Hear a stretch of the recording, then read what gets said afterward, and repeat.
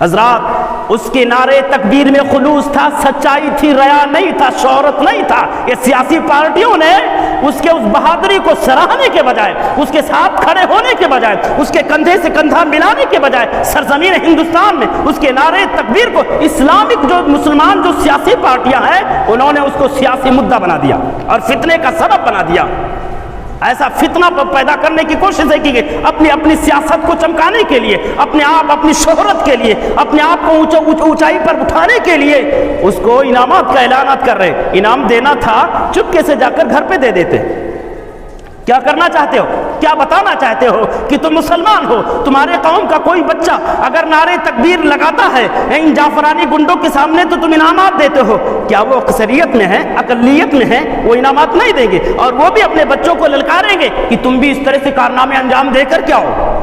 اب وہ انہوں نے 5 دیا، ہم 50 دیں گے، پھر حالات بگڑیں گے، حالات سدھریں گے نہیں، بگڑیں گے۔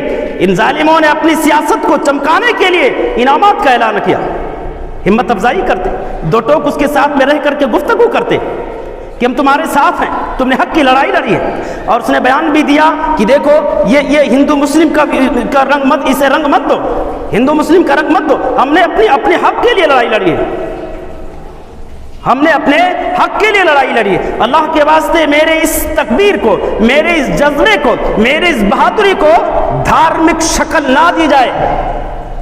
لیکن یہ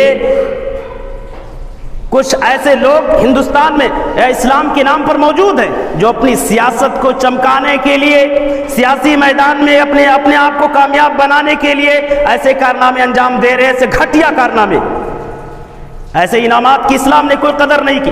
اسلام نے کہا حکمت کا راستہ اختیار کرو، ایسے چال چلو کہ اس سے فتنے نہ ہو، انسانیت کا خون خرابہ نہ ہو، انسانیت کا گلا نہ گھوٹا جائے۔ ہم انعامات کا اعلان کر رہے ہیں، ہمارا مخالف بھی انعامات کا اعلان کرے گا۔ حالات سدھریں گے کہ بگڑیں گے؟